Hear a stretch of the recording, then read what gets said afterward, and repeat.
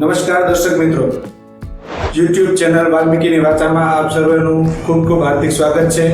આપણે જાણીએ છીએ ભારત દેશના આપણા પ્રથમ મહિલા વડાપ્રધાન ઇન્દિરા ગાંધી હતા. તો એના ઉપરથી આપણે એટલી શીખ લઈ શકીએ કે જો આખા દેશનું સંચાલન એક મહિલા સ્ત્રી કરી શકતી હોય તો ઘણી બધી બાબતો એવી છે કે જેમાં મહિલાઓ છે પુરુષોની સમોવડી નહીં પણ પુરુષો કરતા પણ આગળ છે. આજે આપણા દેશમાં ઘણી બધી મહિલાઓ પ્રગતિ કરી છે અને કોઈ પણ ક્ષેત્ર એવું નથી કે જ્યાં મહિલાઓ પોતે આગળ નથી. તો આજના આપણા જે મહેમાન છે તે પણ આપણા પોરબંદર વાલ્મીકી સમાજના પ્રથમ મહિલા PhD વ્યક્તિ છે, દર્શનાબેન વાઢેર. તો ચાલો આપણે દર્શનાબેન સાથે સંવાદ કરીએ અને એમના જીવન વિશે થોડી છણાવટ કરીએ. દર્શનાબેન, તમે વાલ્મીકી સમાજ પોરબંદરમાં પ્રાપ્ત વિગતો મુજબ સૌથી પહેલી એવી મહિલા છો કે જેમણે PhD ની ડિગ્રી હાંસલ કરેલી છે. ખરેખર અમારા માટે, આપણા સમાજ માટે, તમારા પરિવાર માટે, બધા માટે ખૂબ ખૂબ ગૌરવની વાત છે અને હર્ષની લાગણી સાથે અમને પણ ખૂબ આનંદ થાય છે કે તમે PhD જેવી ડિગ્રી શિક્ષણમાં પ્રાપ્ત કરેલી છે. સૌથી પહેલો પ્રશ્ન મારો એ છે તમને કે તમે તમારો પરિચય અમારા દર્શક મિત્રોને આપો. નમસ્કાર, મારું નામ વાઢેર દર્શનાબેન ગાંધીભાઈ છે અને મારા પિતૃપક્ષમાં મારું નામ સાબુઠિયા દર્શનાબેન પુરુષોત્તમભાઈ છે. આજની વાત કરું તો આજે વિશ્વ પિતૃ દિવસ છે. એ નિમિત્તે મારા પિતા છે એમને નમસ્કાર કરીને મારા પરિચયની શરૂઆત કરું છું. સૌપ્રથમ તો પોરબંદરથી અહીં મારા ઘરે પધારે બધાએ મારા પોરબંદરના નિવાસી એવા ભાઈઓ તથા દીકરાઓનું સ્વાગત કરું છું અને પ્રેમથી આવકારું છું. દર્શનાબેન, બીજો પ્રશ્ન એવો છે કે અમારું જે વાલ્મીકીની વાચા YouTube ચેનલ છે એમનો અમારો મુખ્ય હેતુ આપણા સમાજમાં શિક્ષણને વધુમાં વધુ પ્રોત્સાહન મળે, આપણા સમાજના બાળકો વધુમાં વધુ શિક્ષણ પ્રત્યે પ્રેરિત થાય એ છે. તો હું તમને એમ પૂછવા માંગીશ કે તમે તમારું પ્રાથમિક શિક્ષણ અને માધ્યમિક શિક્ષણ ક્યાંથી પૂરું કરેલું છે અને કઈ જગ્યાએ તમે પ્રાથમિક શિક્ષણ અને માધ્યમિક શિક્ષણ લેતા? વાત કરું મારા પ્રાથમિક શિક્ષણની તો પ્રથમ દરેક બાળકનું પ્રાથમિક શિક્ષણ એના પરિવારમાંથી, એના આસપડોશમાંથી થતું હોય છે.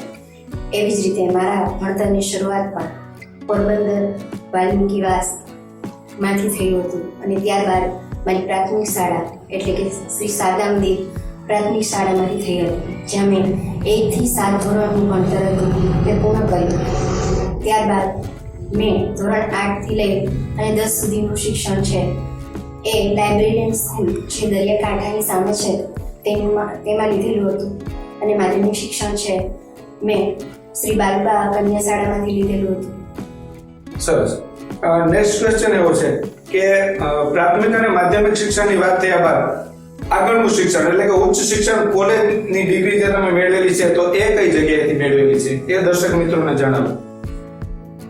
સૌપ્રથમ તો વિચાર એવો હતો કે મારે ડિઝાઇનર બનવું છે એટલે મેં ધોરણ 10 પછી ગાર્મેન્ટમાં 2 વર્ષની ડિગ્રી લીધેલી, જેમાં ફર્સ્ટ ક્લાસ પ્રાપ્ત કરેલ અને ત્યારબાદ મારા આસપડોશનું જેટલું વાતાવરણ હતું એને નિહાળીને થયું કે નહીં, મારે પણ શિક્ષક બનવું છે અને એ જે પ્રથમ જ પગથિયું મેં PTCનું ચડ્યું અને એમાં મેં જૂનાગઢમાં મહિલા કોલેજ છે ત્યાં મને દાખલો મળ્યો અને એ સરકારી છે જેમાં મેં 2 વર્ષ PTC પૂર્ણ કર્યું અને ત્યારબાદ મેં TYનું એજ્યુકેશન છે એ સંસ્કૃત વિષયની સાથે TY પૂરું કર્યું. આમ મારું પહેલું PTC અને TY છે એ થઈ ગયું. ત્યારબાદ મેં છે એ આગળ મોટા ધોરણના બાળકોને ભણાવી શકું એ માટે BEd કર્યું અને ત્યારબાદ મેં MAdનું શિક્ષણ પ્રાપ્ત કર્યું. દર્શનાબેન, તમે ઉચ્ચ શિક્ષણ એટલે કે કોલેજ ક્યાંથી કરેલું છે, કઈ જગ્યાએથી કરેલું છે? મેં BA છે એ એક્સનલ કરેલું અને BEd છે એ ડોક્ટર B.R. ગોઠાણી BEd કોલેજ પોરબંદરમાંથી કરેલું છે. સરસ. અને પ્રાપ્ત વિગતો મુજબ એવું જાણવા મળેલું છે કે તમે PTC ની ડિગ્રી પણ ધરાવો છો, તો PTC તમે કઈ જગ્યાએથી પૂરું કરેલું છે? મેં PTC છે જૂનાગઢ મહિલા ડાયટ છે જેમાં મહિલા કોલેજ ચાલે છે ત્યાંથી પૂરું કરેલ છે. ખૂબ સરસ. દર્શનાબેન, તમે MA કે MAd ની આ બંનેમાંથી કોઈ પણ અથવા તો બંને સાથે તમે એ ડિગ્રી ધરાવો છો, માસ્ટર ડિગ્રી? હા, હું બંને ડિગ્રી ધરાવું છું. સરસ. હવે તમે એમએડ ની ડિગ્રી ક્યાંથી લીધેલી છે? મેં એમએડ છે એ આપણે પોરબંદરની અંદર રામબા ગ્રેજ્યુએટ કોલેજ છે ત્યાંથી મેળવેલ છે. બરોબર, ખૂબ સરસ. એમએડ માં આપના સંશોધનનો વિષય શું હતો? મેં ત્યારે બહુમાધ્યમ સંપુટ બનાવેલું હતું અને ધોરણ 9 ના વિદ્યાર્થીઓને વ્યાકરણ માટે બહુમાધ્યમ સંપુટની અસર જી. સબ્જેક્ટ લીધો હતો. બરોબર. દર્શનાબેન, પીએચડી ની ડિગ્રી પ્રાપ્ત કરવા માટે તમને કેટલો સમય લાગેલો અંદાજે? મારે ગોલ જ હતું કે એક પણ દિવસ કે એક પણ કલાક પણ ખોટી ન થાય જી. અને 6 સેમેસ્ટરની અંદર મારું પીએચડી પૂરું જ થઈ જાય. એટલે મેં પૂરેપૂરા 3 વર્ષમાં મારું પીએચડી પૂરું જ કરી નાખ્યું. મેં ઇન્ટરેસ્ટ છે એ 1 જાન્યુઆરીના પાસ કરી અને મારો વાયવા છે એ 30 ડિસેમ્બરના પૂર્ણ થયો. એટલે મેં મારે પૂરેપૂરા 3 વર્ષમાં પૂરું જ કરી નાખ્યું. જી જી, ખૂબ સરસ. ઘણી વાર એવું સાંભળવા મળે છે કે પીએચડી કરવા માટે લોકોને 10-10, 12 વર્ષ પણ થઈ જાય છે, છતાં પણ સંશોધન પૂરું થતું નથી અને અંતે પછી કંટાળીને લોકો મૂકી દે છે. તમે સંસારિક હોવા છતાં, ઘરનું સંચાલન કરતા હોવા છતાં સાથે સાથે પીએચડી 3 વર્ષમાં પૂરું કર્યું, એ ખરેખર ગૌરવની એક વાત છે. નેક્સ્ટ ક્વેશ્ચન એવો છે કે તમે કયા વર્ષમાં પીએચડી પૂરું કર્યું? મેં 2022માં પૂરું કર્યું છે. બરોબર, 2022 સાલમાં તમે પૂરું કર્યું. પીએચડી માં તમારા સંશોધનનો વિષય શું હતો? ધોરણ 8ના ગુજરાતી વિષય માટે પસંદગી એકમ માટે મૂલ્યપરક મોડેલની સરકાર. બરોબર. પીએચડી ની ડિગ્રી તમે મેળવી એ કઈ યુનિવર્સિટીમાંથી મેળવેલી છે? Saurashtra university Saurashtra university Rajkot. બરોબર, ડિપાર્ટમેન્ટ. ખૂબ સરસ. પીએચડી માં મને ખ્યાલ છે ત્યાં સુધી આપણે ગાઈડની જરૂર પડે છે ફરજિયાત. તો તમારા ગાઈડ કોણ હતા અને એમની તમારા પીએચડી પાછળ શું ભૂમિકા રહે છે એ ટૂંકમાં જણાવો દર્શક મિત્રોને. સૌપ્રથમ તેમ કહ્યું કે મારું એમએડ નું સંશોધન જે મેં રામબામાં પૂર્ણ કરેલ એમાં મારા ગાઈડ નીતાબેન થાણકી હતા અને ત્યાં આચાર્ય હતા તે ભરડા સર હતા અને એમણે જ મને વધારેમાં વધારે પ્રોત્સાહિત કરીને કહ્યું કે તું હજી પીએચડી પણ કર ને એના માટે હું સંપૂર્ણપણે તને આગળ પહોંચાડવા માટે તૈયાર છું. જો આવા જ ગુરુજનોનો સાથ હોય તો દરેક વ્યક્તિ છે આ જીવનનું સૌથી મોટું પગથિયું સરળતાથી પાસ કરી. તો આવી જ રીતે જ્યારે મેં પીએચડી શરૂ કર્યું ત્યારે મને યુનિવર્સિટી તરફથી જે ગાઈડ ફાળવેલા હતા તે અલિયાબાડામાં અત્યારે આચાર્ય તરીકેની ભૂમિકા ભજવે છે ડૉક્ટર રૂપલબેન માંકડ છે અને એમાં સાપેક્ષ રીતે જે ખૂબ મદદગાર બન્યા એવા મીતાબેન થાણકી અને ડૉક્ટર AR ભરડા હતા. સરસ, ખૂબ સરસ. પીએચડી કરવા પાછળ દર્શનાબેન તમારો કોઈ ખાસ હેતુ કે કોઈ ઉદ્દેશ્ય પીએચડી કરવા પાછળ? હા, આમ તો એમ કહેવામાં આવે છે કે દરેક સંશોધનની શરૂઆત જ સમસ્યા છે. હું જ્યારે મારી આસપાસ ક્યાંક દીકરાઓ અને દીકરીઓને જોતી એની અંદર રહેલા જે મૂલ્યો છે એનો ક્યાંક હ્રાસ થઈ રહ્યો છે એવું મેં જ્યારે અનુભવ્યું ત્યારે મને થયું કે નહીં, જગતમાં ઘણી સમસ્યાઓ પણ મારી આસપાસ જે છે એમાંની જો પ્રથમ સમસ્યા હોય તો એ મૂલ્ય છે. જી.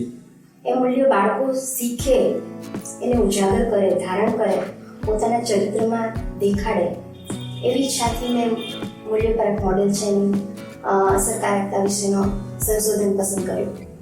સરસ, ખૂબ ઉમદા વાત કરી તમે કે મનુષ્યના જીવનમાં મૂલ્ય છે એ ખૂબ મહત્વની ભૂમિકા ભજવે છે. તમે કોઈ પણ સ્ટેજ ઉપર ગમે એટલા સફળ થાઓ પણ તમારી અંદર જો મૂલ્યોનો હાસ થતો હોય તો એ તમારું જીવન કાંઈ પણ કામનું નથી. નેક્સ્ટ ક્વેશ્ચન, હાલમાં તમે સરકારી જોબ કરો છો કે ક્યાંય પ્રાઇવેટમાં જોબ કરો છો? અત્યારે હું પ્રાઇવેટ કોલેજ છે ધોરડની અંદર આવેલી છે શ્રી ઉમિયાજી મિલ્લા બીએડ કોલેજ, ત્યાં લેક્ચર તરીકે હું કામ કરું છું. બરાબર, સરસ. નેક્સ્ટ ક્વેશ્ચન મારો એવો જ હતો કે તમે કઈ પોઝિશનમાં, કયા હોદ્દામાં છો?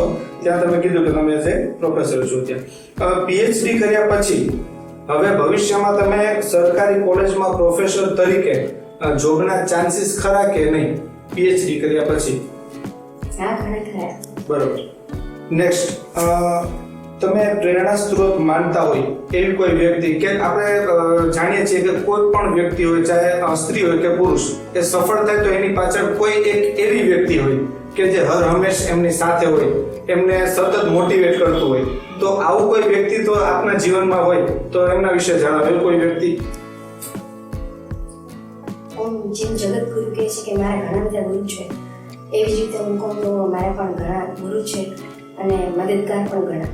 કોઈક એક વ્યક્તિ આમ માનું તો એક તણખલાને સહારે પણ સાગર પાર કરી દે, પણ તો જીવનનું સાગર અને એ પાર કરવા માટે ઘણા બધા સારાની જરૂર પડે. એમાં વિશેષ એવી વાત કરું તો અત્યારના જે માતા પિતા છે દીકરીને ભણાવે જ છે, પણ મારા જીવનમાં સૌથી મારા માતા પિતા પછી અને મારા પરિવાર પછી જો કોઈની વાત કરું તો મારા જીવનસાથી વાડેર સર છે, જેમણે મને પ્રોત્સાહન આપ્યું, ખૂબ મદદ કરી. ક્યારેક ક્યારેક એવું પણ બન્યું કે એમણે પોતાનું અંગત વિકાસ છે ને અટકાવવામાં આવ્યો, પણ મારી પાછળ પીઠ બનીને ઉભા રહ્યા. ખૂબ સરસ. દર્શક મિત્રો, એક વાત ખાસ કહેવા માંગુ છું કે દર્શનાબેનના ઘરેથી યાજ્ઞિકભાઈ, એમને હું પર્સનલી ઓળખું છું, મારા પણ મિત્ર છે.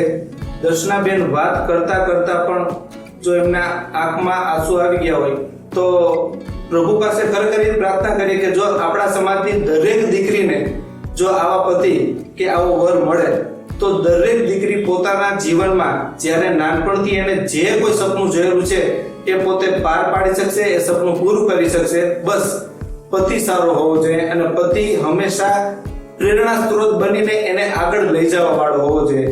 ખરેખર આજની તારીખમાં આપણા વાલ્મીકી સમાજમાં આવા પુરુષોની, આવા દીકરાઓની ખરેખર જરૂર છે. ખૂબ સરસ. નેક્સ્ટ, દર્શનાબેન, આપણે જાણીએ છીએ કે કોઈ પણ સફળ વ્યક્તિ છે એ પોતાના ધ્યેય સુધી પહોંચવામાં એને ઘણી બધી મુસીબતોનો, ઘણી બધી મુશ્કેલીઓનો સામનો કરવો પડતો હોય. તમે પણ એટલું શિક્ષણ મેળવ્યું છે કે મારા અંદાજ મુજબ, મને ખ્યાલ છે ત્યાં સુધી આપણા વાલ્મીકી સમાજમાં, વાલ્મીકી સમાજ પોરબંદરમાં ખાસ કરીને તમારા જેટલું શિક્ષણ કોઈએ મેળવેલું નથી, કે તમે પ્રથમ મહિલા પણ છો અને પ્રથમ એવી વ્યક્તિ છો કે જેને PhD ની ડિગ્રી પ્રાપ્ત કરી છે. તો અહીં સુધી પહોંચવામાં ઘણી બધી મુસીબતોનો, ઘણી બધી મુશ્કેલીઓનો સામનો કરવો પડ્યો છે. તો દર્શક મિત્રોને ટૂંકમાં તમે જણાવો કે કેવી કેવી મુસીબતોનો, કેવી કેવી મુશ્કેલીઓનો સામનો કરી અને તમે અહીં સુધી પહોંચેલા છો.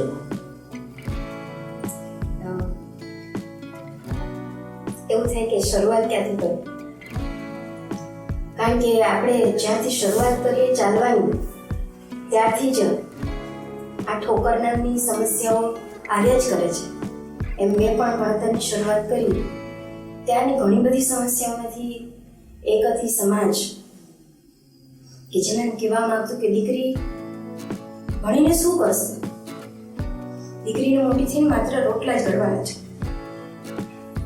અને એક એવા પોતાના લોકો કે જે એમ કહેતા કે જો કદાચ દીકરી ભણી જાય તો એ કામીને તમને નહીં દે. એટલે ક્યાંક ને ક્યાંક વાલ્મીકી સમાજમાં અને આપણા જેવા SC કેટેગરીના ઘણા લોકોની અંદર હજી પણ એવી માન્યતા છે કે દીકરીને જો ભણાવીશું તો શું કરશે, આપણને કામ નથી આવવાનું. એ છતાંય મારા માતા પિતાએ એમ અંગત સ્વાર્થ ન વિચારતા એમ કીધું કે નહીં, મારી દીકરી કમાઈને ભલે અમને નહીં દે પણ એ અમને દુઆ આપશે, આગળ બધા માટે પ્રેરણા સ્ત્રોત બનશે. અને એમને બિનસ્વાર્થથી મને ઘણી ઊંચાઈઓ સુધી મારા માતા પિતાએ, મારા પરિવારે મને પહોંચાડ્યું. અને બીજો એક વાત કહું તો અમુક નેગેટિવિટી છે એ લોકોને પાછળ પાડે છે, પણ ઘણી નેગેટિવિટી હતી જેને મેં લઈ અને એને ક્રોસ કરવા ખૂબ પ્રયાસ કરેલો છે. એક તો એ કે આ તમારાથી નહીં થાય, આ તમારાથી નહીં થાય. અને એવું જ કે PTC, BEd, MEd આ બધું જ એવું હતું કે જેને મેં એક ચેલેન્જ તરીકે એક્સેપ્ટ કરી અને આગળ વધી ચૂકી. નહીં થાય કેમ નહીં, જો માણસ તારે તો ઘણું બધું કરી શકે. અને આવી બધી નાકામયાબી અને નેગેટિવિટી, વેણા ટોણા આ બધું સાંભળતા પણ હિંમત ન હારી અને આગળ વધવા મેં પ્રયાસ કરેલો છે. અને એ માટે મારા પરિવારજનો, મારા જીવનસાથી આ બધા મને ખૂબ મદદ કરેલી છે. ક્યારેક ક્યારેક એવું પણ બને કે અહીંથી તો 1-2 કિલોમીટર સુધી ચાલવા માટે રિક્ષાના પૈસા ન હોય, નાસ્તો ન હોય, ચોપડા ન હોય, તો પણ આવી એકેય પરિસ્થિતિને કોસ્યા વગર બસ માત્ર એક જ ધ્યેય રાખ્યું હતું કે સફળતા તરફ જવું છે. ખૂબ સરસ. દર્શક મિત્રો, આપણા સમાજની કયો કે આજના તમામ દુનિયાના તમામ લોકોની એક મોટામાં મોટી મૂર્ખામી કે એક ખૂબ ખરાબ વિચાર કે દીકરી છે એને ભણાવીને શું કરવાનું છે. કદાચ દીકરી ભણી લેશે, કદાચ દીકરી એના પગભર થશે તો આપણે શું ફાયદો. મિત્રો, ખરેખર દીકરો છે એ એક કુળ તારે છે, જ્યારે દીકરી છે એ બે કુળ તારે છે, એક એના માતા પિતાનું અને એક એના પતિનું. તો મિત્રો, દીકરી છે એ ખરેખર ભગવાનના વરદાન સ્વરૂપ છે અને એનું સૌથી મોટામાં મોટું ઉદાહરણ અત્યારે મારી સામે બેઠેલા દર્શનાબેન છે કે એણે માત્ર પોતાના માતા પિતાનું કુળ અને એમના પતિનું કુળ બંનેનું નામ રોશન કરેલું છે અને આજે એવી જગ્યાએ એવી સિદ્ધિ હાંસલ કરેલી છે કે જે આપણા સમાજમાં કોઈએ નથી કરી. તો પુરુષ કરતા સ્ત્રી ચડિયાતી થઈ કે નહીં, એ આપણા માટે એક મોટામાં મોટો પ્રશ્ન છે. દર્શનાબેનને જોતા તો એવું લાગે કે યસ, 110% સ્ત્રી છે પુરુષો કરતા બધી રીતે ચડિયાતી છે. અને આજના આપણા સમાજનો અંતિમ પ્રશ્ન, દર્શનાબેન, એકાદો પ્રશ્ન તમારા અંગત જીવન વિશે. તમારે સંતાનોમાં કેટલા બાળકો છે? મારી દીકરી છે. સરસ. હવે આપણને ખ્યાલ છે કે સંતાન હોય એટલે સંતાનનો ઉછેરવામાં પણ માતાની ભૂમિકા અગત્યની હોય છે અને તમારે સાથે સાથે કદાચ ભણવાનું પણ ચાલુ હશે.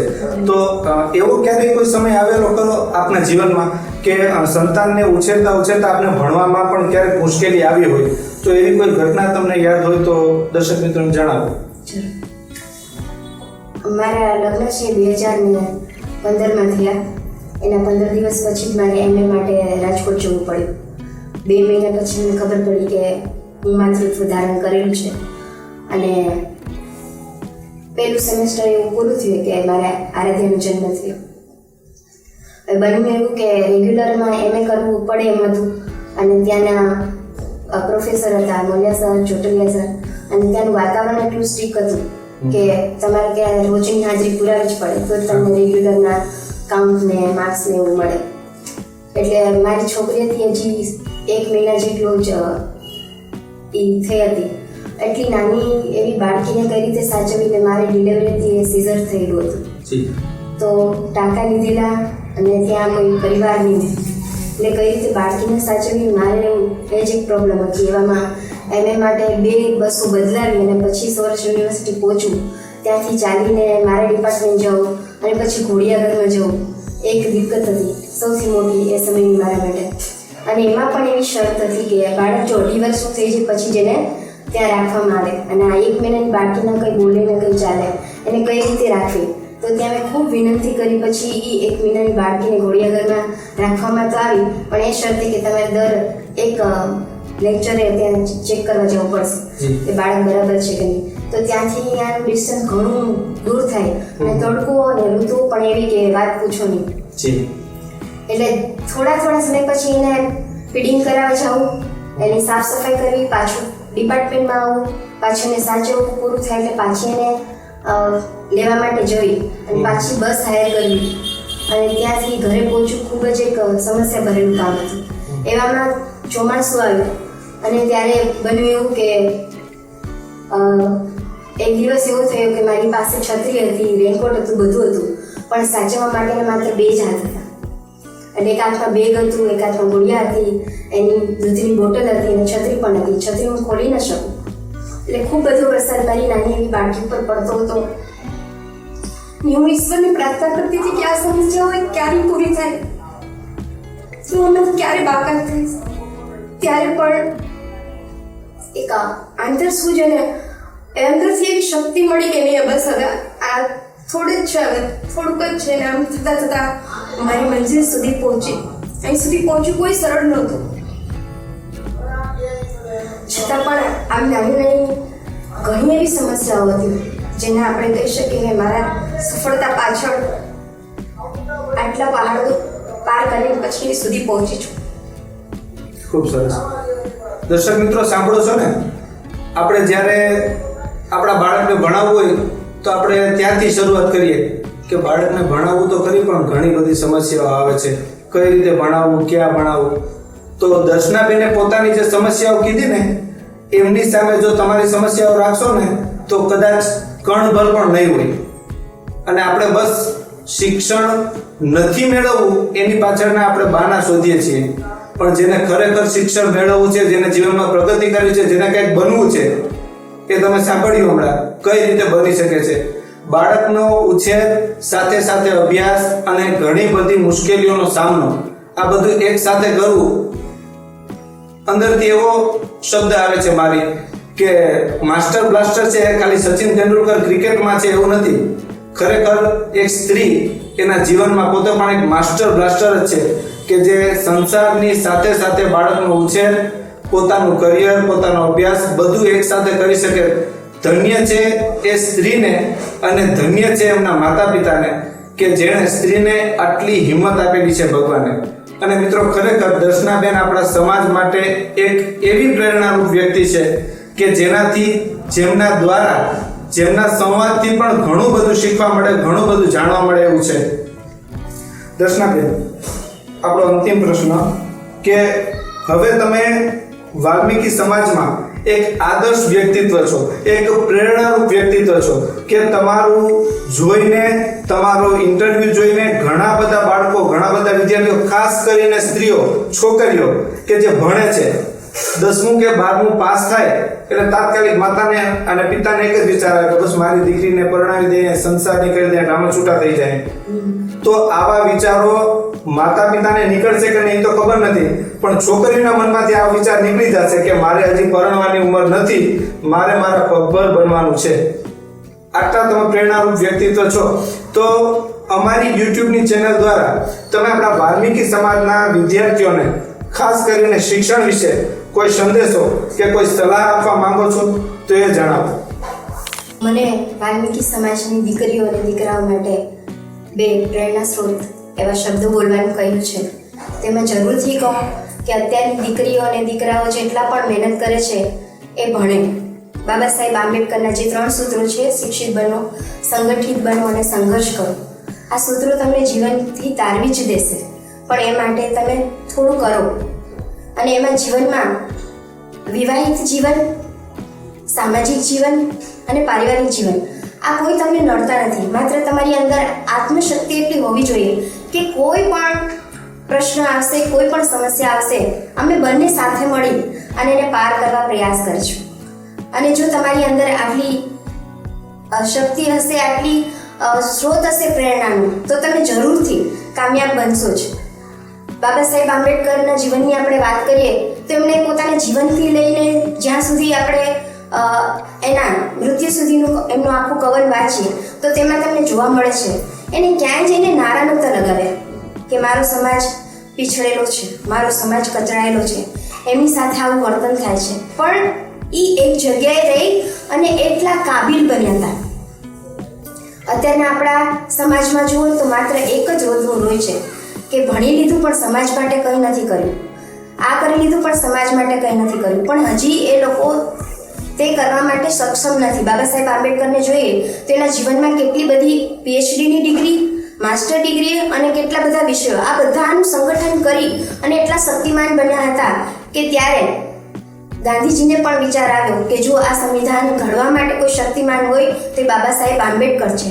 અને એટલી શક્તિ લઈ અને પછી એને આખા સમાજ માટે આટલું મોટું નિર્માણ કર્યું. દરેકને SC કેટેગરીની સીટો પ્રોવાઈડ કરી, બધાને નોકરી પ્રોવાઈડ કરી, બધાને મકાન, આ તે જેટલા પણ લાભો મળે છે એ પ્રોવાઈડ કર્યા. પણ એ માટે એમને નહોતા નીકળી ગયા કે 20 વર્ષ હું ભણી લીધું, 20 વર્ષનું જીવન થયું તો ચાલો મારા સમાજને આગળ પહોંચાડી દઉં. એટલા નાના હતા તો એનાથી કશું ન થાય, પરંતુ એટલા સક્ષમ બન્યા કે બધા જ કાયદાઓ જાણ્યા, બધા જ કાયદાઓને ઘડ્યા. એ માટેના બધા જ સંદર્ભો એમણે રજૂ કર્યા કે આ કાસ્ટ છે એને શા માટે આ લાભ મળવો જોઈએ. એટલે હું મારા જ્ઞાતિના, મારા સમાજના અને દરેક વ્યક્તિઓને એવું કહેવા માંગીશ કે તમે ભણો, સંઘર્ષ કરો, આગળ વધો અને પછી જે બની જાઓ ત્યારે તમારા સમાજ માટે અચૂકપણે કશું કરીને જ જજો. અને મને પણ એવી અંદરથી ઈચ્છા છે કે મારા સમાજ માટે કંઈક કરવું. અને જ્યારે પણ મને અવસર મળશે તો મારા સમાજ માટે કંઈ પણ કરી ગુજરવા માટે સંમત છું, પ્રતિબદ્ધ છું. ધન્યવાદ. ખૂબ સરસ દર્શનાબેન. તમારા ઉત્તરો, તમારી સાથે થયેલી વાતચીત ઉપરથી મનમાં એક જ વાક્ય આવે છે. આપણા ફેમસ ફિલ્મ સ્ટાર છે ડોક્ટર અમિતાભ બચ્ચન, એમના પિતાજી ડોક્ટર હરિવંશરાય બચ્ચનની એક નાની એવી પંક્તિ, લહેરો સે ડરકર નૌકા કભી પાર નહીં હોતી, કોશિશ કરને વાलों की कभी हार नहीं होती. મિત્રો એકવાર શરૂઆત તો કરો, એકવાર તમે પગલું તો માંડો અને મનમાં એક વસ્તુ વિચારી લેજો કે નિષ્ફળતા એ જ સફળતાની ચાવી છે. તો તમારે જ્યાં પહોંચવું છે ત્યાં તમે પહોંચી શકો. કોઈએ વિચાર્યું હતું કે સામાન્ય પેટ્રોલ પંપમાં એક પેટ્રોલ ભરનાર વ્યક્તિ દેશનો મહાન ઉદ્યોગપતિ ધીરુભાઈ અંબાણી બનશે? આવા તો ઘણા બધા ઉદાહરણો છે. પણ આપણી સામે બેસેલી વ્યક્તિ બીજી કોઈ નહીં, આપણા મહિલા કે આપણા વાલ્મીકી સમાજના એક એવી મહિલા છે કે એના જેવું ઉદાહરણ બીજું મળી નહીં શકે આપણે. તો એમનું જીવન, એમના જીવન ઉપરથી થયેલી જે કઈ વાતચીત છે એમના ઉપરથી ઘણું બધું શીખવાનું છે.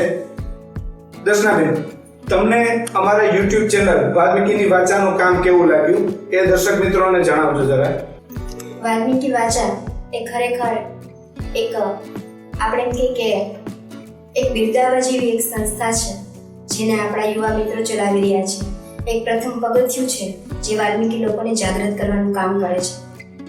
એવું કહેવાય છે કે સૂરજ ન બન પાય તો ક્યાં બન કે દીપક જલતા જાય. એટલે આ મિત્ર વર્તુળ પણ ભલે મોટું સૂર્ય બની પ્રકાશે નહીં, પરંતુ આપણા વાલ્મીકી સમાજને ક્યાંક ને ક્યાંક એક જ્યોત દેખાડી જાય છે, એક પ્રકાશ પાથરી જાય છે અને ખૂબ જ પ્રસન્નતાને લાયક છે. આ જોતા એવું લાગે છે કે આપણા સમાજમાં ખરેખર ઘણા બધા બુદ્ધિજીવીઓ અને બુદ્ધિશાળી લોકો છે કે જે આપણી YouTube ચેનલ વાલ્મીકીની વાચાને સરાહનીય કાર્ય કરે છે એવું માને છે. તો મિત્રો, YouTube ચેનલ વાલ્મીકીની વાચાને સતત સાથ સહકાર અને સહયોગ આપો, લાઈક કરો, શેર કરો અને સબસ્ક્રાઇબ કરો. નમસ્કાર.